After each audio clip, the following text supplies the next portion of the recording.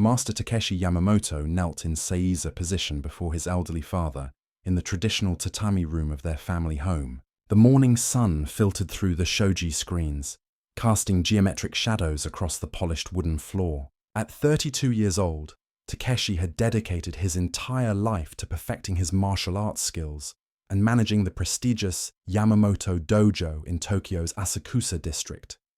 My son, his father, Hiroshi Yamamoto, began with the measured tone that had commanded respect for 7 decades. The Tanaka family has made a generous proposal. Their daughter Akiko is 24, well-educated, and comes from a respectable merchant family. The marriage would strengthen both our families' positions in the community. Takeshi's jaw tightened imperceptibly. He had known this conversation would come eventually, but the timing felt particularly burdensome. His dojo had been thriving, attracting students from across the city who sought to learn the ancient art of jiu-jitsu and kendo. The last thing he wanted was to complicate his life with an arranged marriage to a woman he had never met. Father, I appreciate the Tanaka family's interest, but my responsibilities to the dojo require my complete attention, Takeshi replied carefully, maintaining the respectful tone expected of a dutiful son. Perhaps it would be better to wait until the school is more established. Hiroshi's weathered face remained impassive. The dojo is precisely why this marriage makes sense. Akiko-san has been trained in the traditional arts of household management. She would be an asset to your position as a dojo master. The meeting has been arranged for next week. Before Takeshi could respond, soft footsteps approached the room. His new assistant, Yuki Sato, appeared at the doorway and bowed deeply. She had joined the dojo staff just 3 months ago, helping with administrative duties and serving tea to visiting dignitaries. At 26, she possessed an quiet intelligence and graceful demeanor that had not gone unnoticed by the dojo's regular students. Forgive the interruption, Yamamoto-sensei, Yuki said, her voice barely above a whisper. The morning class is preparing to begin, and several new students have arrived for evaluation. Takeshi seized the opportunity to escape the uncomfortable conversation. Thank you, Yuki-san. I will be there immediately. He bowed to his father. We will continue this discussion later, honored father. As they walked toward the dojo's main training hall, Takeshi found himself stealing glances at his assistant. Her dark hair was arranged in a simple style appropriate for her station, and her modest kimono bore no elaborate patterns that might distract from her duties. Yet there was something about her presence that brought him a sense of calm. He had never experienced with any of the potential brides his father had suggested over the years. The training hall buzzed with activity as students prepared for the morning session. The polished wooden floors reflected the early sunlight streaming through high windows, and the familiar smell of tatami mats and wooden practice weapons filled the air. This was Takeshi's domain, where his expertise commanded absolute respect and where ancient traditions lived through daily practice. Sensei, called out one of his senior students, Kenji Nakamura, as he approached with 3 nervous-looking young men. These gentlemen wish to begin training. They come highly recommended by Master Fujita from the Kyoto school. Takeshi nodded and began the traditional process of evaluating new students, testing their physical condition, mental discipline, and commitment to the martial way. As he demonstrated basic techniques and observed their attempts to replicate his movements, he noticed Yuki watching from the edge of the training area, her attention focused and respectful. The morning session proceeded smoothly, with experienced students helping newcomers understand proper etiquette and basic stances. Takeshi moved through the room like a master conductor, correcting posture, adjusting technique, and offering encouragement where needed. This was where he belonged, surrounded by the living tradition that had been passed down through generations of martial artists. As the class concluded and students began filing out, Yuki approached with a small wooden tray bearing tea and a light meal. Sensei, you have worked hard this morning. Please take some refreshment before the afternoon session. Thank you, Yuki-san. Your attention to these details makes the dojo run smoothly. Their eyes met briefly, and Takeshi felt an unexpected warmth that had nothing to do with the physical exertion of training. The weight of his father's expectations pressed heavily on his shoulders as he sipped the carefully prepared tea. Next week's meeting with the Tanaka family loomed ahead like an unavoidable storm, threatening to alter the peaceful rhythm of his carefully ordered life. The Tanaka family arrived at the Yamamoto residence precisely at 2 o'clock on Thursday afternoon, as dictated by proper social protocol. Takeshi had spent the morning in meditation, attempting to prepare himself mentally for what his father considered an important step towards securing the family's future. He wore his finest formal hakama and haori, the traditional garments that marked his status as a respected dojo master. Akiko Tanaka entered the receiving room with measured steps, her elaborate silk kimono decorated with cherry blossoms and golden threads that spoke of her family's merchant wealth. She was undeniably attractive, with delicate features and perfectly arranged hair adorned with ornate kanzashi hair ornaments. Her downcast eyes and composed posture demonstrated the refined education expected of a woman from her social class. Yamamoto-san, her father, Ichiro Tanaka, began after the formal introductions and exchange of gifts. "We are honored that your family would consider our daughter worthy of joining your distinguished household.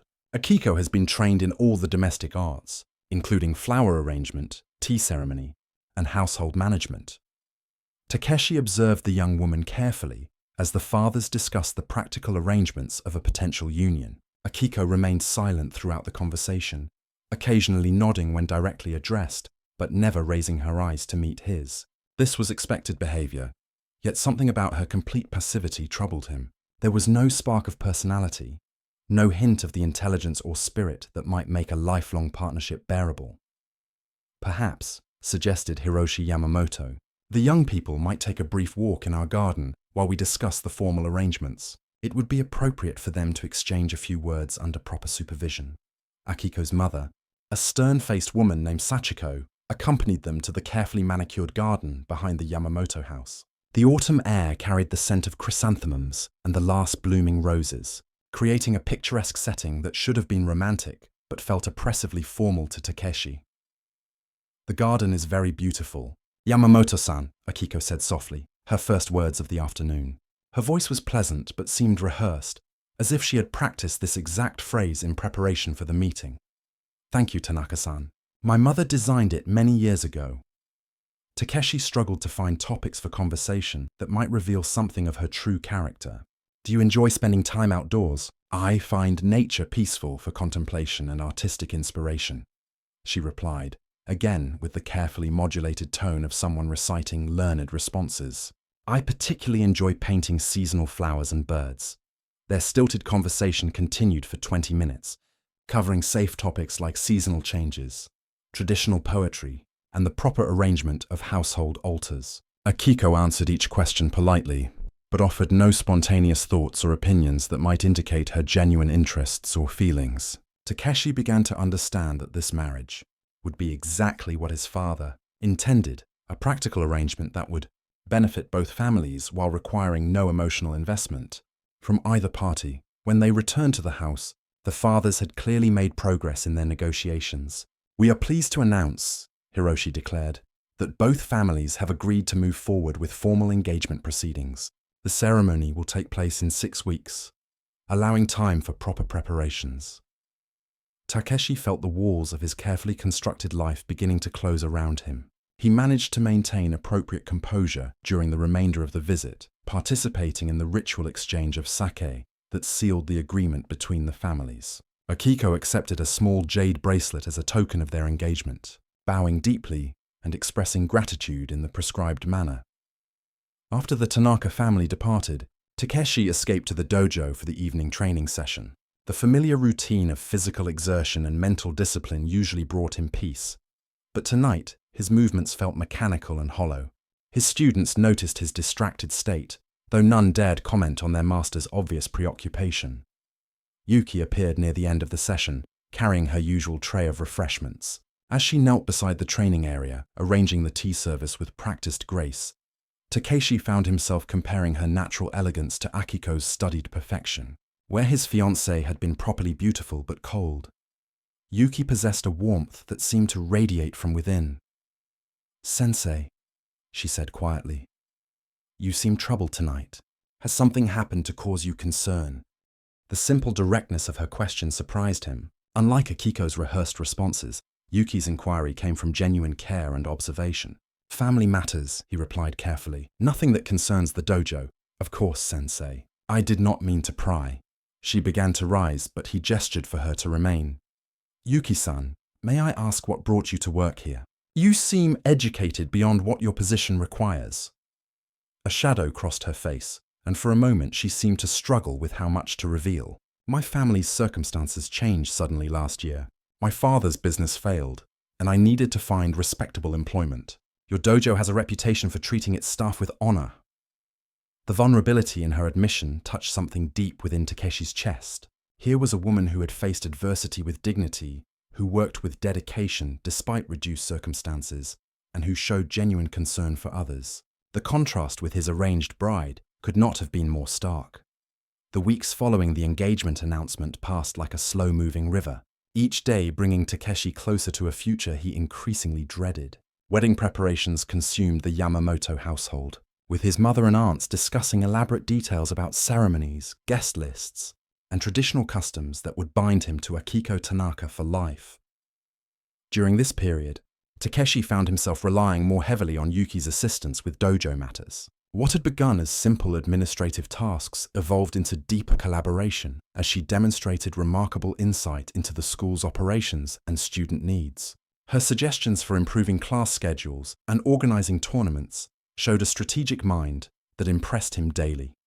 "Sensei," Yuki said one morning as she arranged his correspondence, "I noticed that several students have been asking about advanced weapons training. Perhaps we could organize a special series focusing on traditional sword techniques."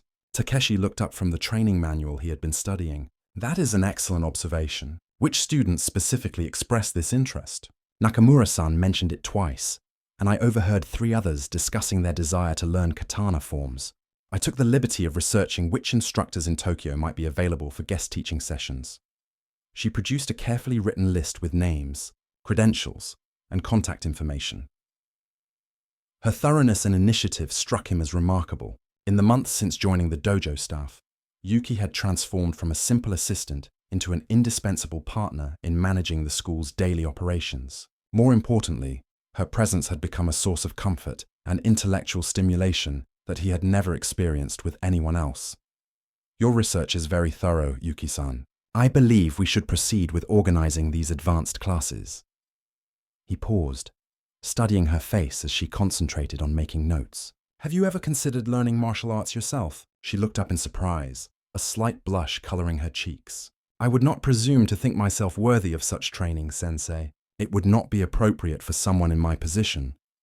Martial arts training develops discipline and inner strength that can benefit anyone, regardless of their social position."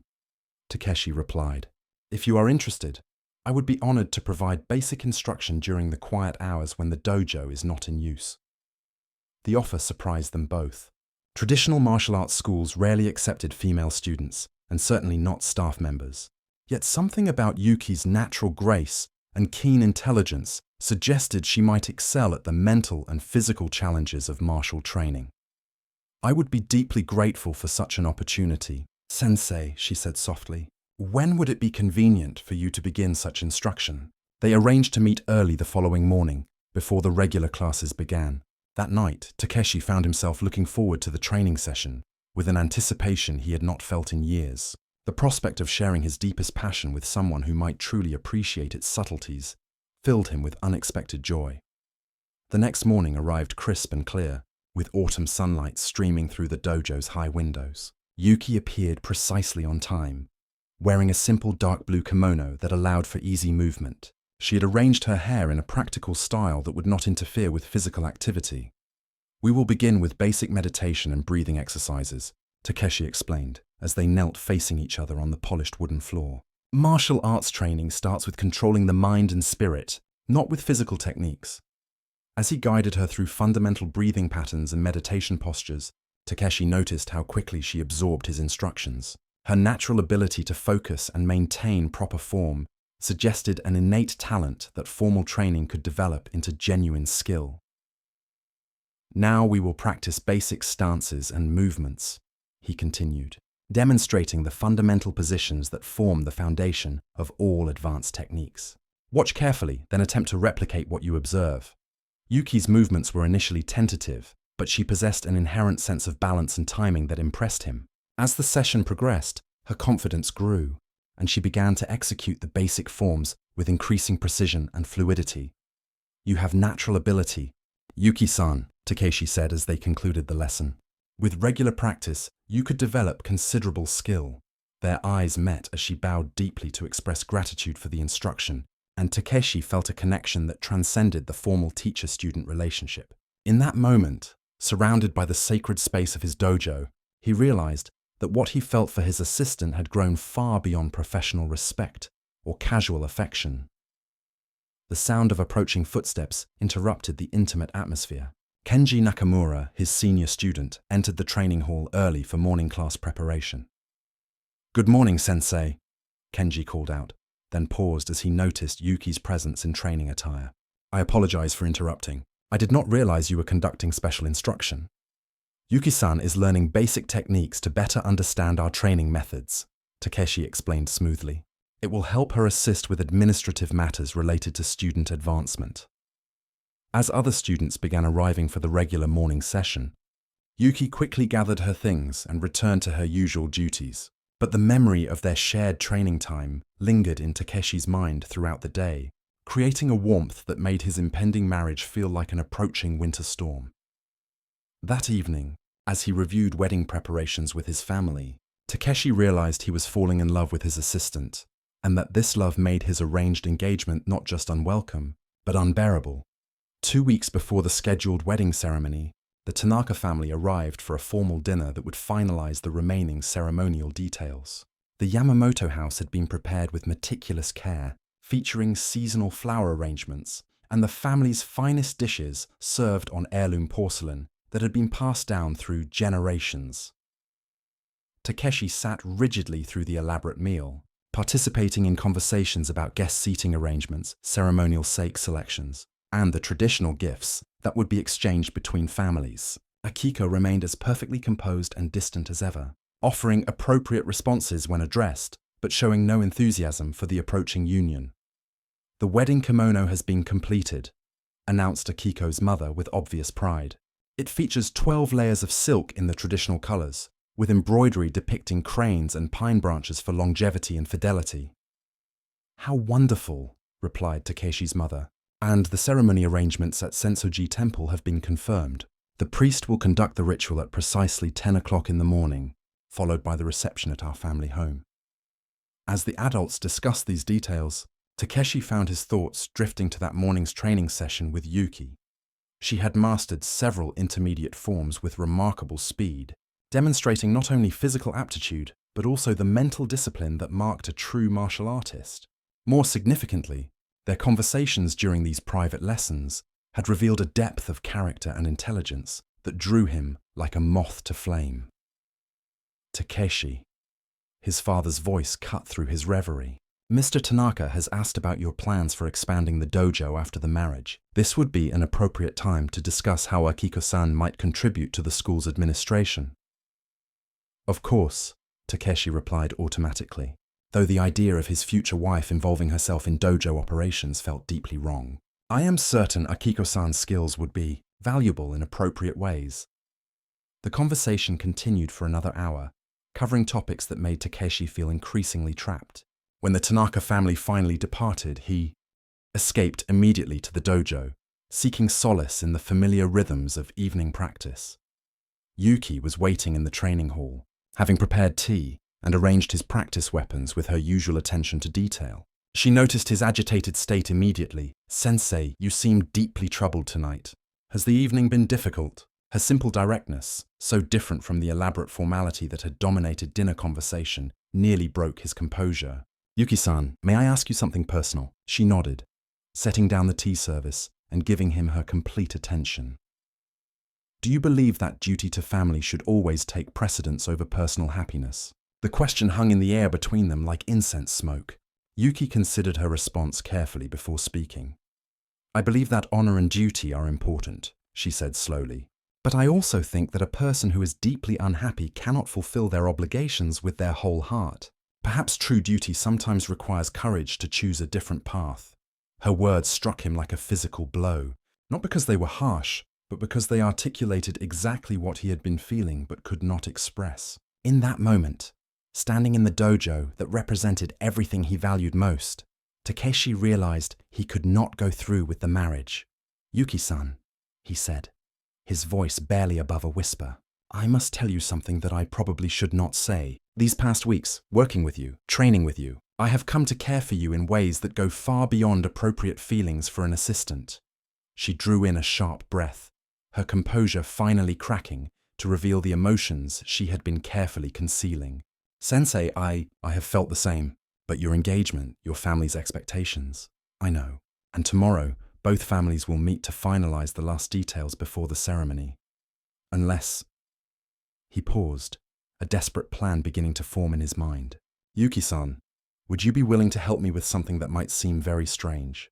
The next morning, as the Yamamoto and Tanaka families gathered in the formal receiving room for their final planning session, Takeshi appeared with Yuki at his side. Both families looked up in surprise at this breach of protocol. Honored fathers, Takeshi announced, I must speak with you about a matter of great importance. But first, I need to demonstrate something that will help explain my feelings. Before anyone could respond, Takeshi turned to Yuki and took her hands in his. Looking directly into her eyes, he leaned forward and kissed her gently but unmistakably, holding the embrace long enough to make his intentions absolutely clear. Gasps of shock echoed through the room.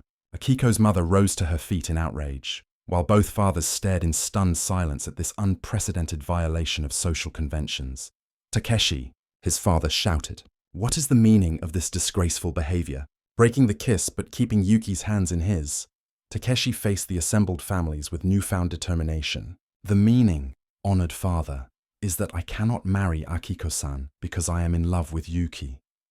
I deeply respect the Tanaka family and apologize for any dishonor my actions may cause, but I cannot enter into a marriage without love while my heart belongs to another. The room erupted in angry voices and heated accusations, but for the first time in months, Takeshi felt completely at peace with his decision. The aftermath of Takeshi's shocking declaration created chaos that lasted for 3 intense days. The Tanaka family departed in outrage, threatening legal action and social disgrace for the Yamamoto household. Hiroshi Yamamoto alternated between fury at his son's disobedience and desperate attempts to salvage the family's honor through negotiations with the offended party. You have brought shame upon our ancestors, his father raged during their most heated confrontation. The Tanaka family will spread word of this scandal throughout Tokyo. Our reputation, built over generations, lies in ruins because of your selfish impulses. Takeshi endured these accusations with calm determination, having found an inner strength he had never known he possessed. Father, I understand your anger and I am prepared to accept the consequences of my actions, but I cannot live a lie for the sake of social appearances.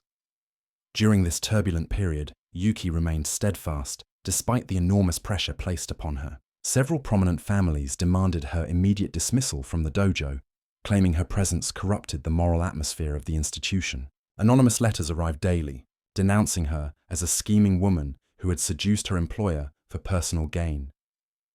Sensei, she said one evening as they met privately in the dojo after the regular students had departed, perhaps I should leave Tokyo. My presence here only makes your situation more difficult. Absolutely not, Takeshi replied firmly. We face this together or we face nothing at all. I will not allow fear of gossip to separate us now. Their resolve was tested severely when enrollment at the dojo began dropping as parents withdrew their sons from classes. Several longtime students, pressured by their families, stopped attending training sessions. The school's income decreased dramatically, threatening its financial stability. However, an unexpected source of support emerged from within the martial arts community itself.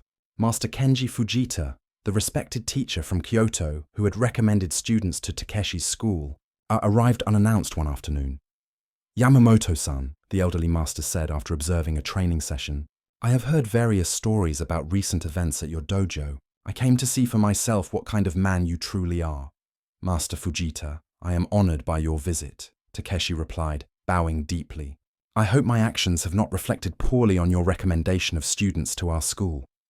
The older man studied both Takeshi and Yuki carefully before speaking. I have been teaching martial arts for 50 years, and I have learned that true strength comes from following one's authentic path, not from conforming to others' expectations. A man who has the courage to choose love over convenience, despite great personal cost, demonstrates the kind of character that makes a worthy teacher. Master Fujita's public endorsement began to shift opinion within Tokyo's martial arts community. Other respected instructors came to observe Takeshi's teaching methods and left, impressed by the quality of instruction and the genuine partnership between him and Yuki. Word spread that the scandal had actually revealed admirable qualities, rather than moral weakness. 6 months after the broken engagement, the dojo had not only recovered its previous enrollment, but attracted new students drawn by the story of their master's principled stand. Yuki had officially become co-administrator of the school, her natural talents for organization and student relations proving invaluable to its success. On a crisp spring morning, exactly 1 year after their first private training session, Takeshi and Yuki knelt together in the empty dojo where their love had first bloomed. Cherry blossoms visible through the high windows created a natural celebration of renewal and new beginnings. "Yuki-san," Takeshi said, producing a simple gold ring that had belonged to his grandmother. "Will you honor me by becoming my wife? Not through family arrangement or social convenience, but because we choose each other freely." Tears of joy sparkled in her eyes as she accepted the ring. "Yes, Takeshi.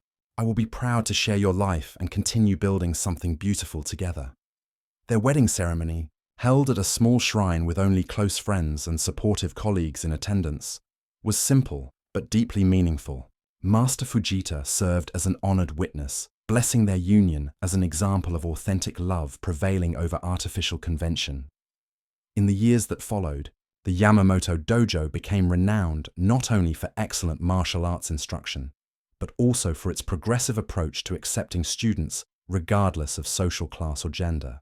Yuki established a separate women's training program that attracted students from across Japan, while Takeshi continued developing innovative teaching methods that honored traditional principles while adapting to modern needs. Their love story became legendary within Tokyo's martial arts community, inspiring other young people to choose authentic relationships over arranged marriages. The couple who had once faced scandal and social ostracism had transformed their personal victory into a broader example of courage and integrity. Standing together in their thriving dojo, surrounded by dedicated students and the life they had built through love and determination, Takeshi and Yuki embodied the true spirit of martial arts, the strength to follow one's authentic path despite all obstacles and opposition.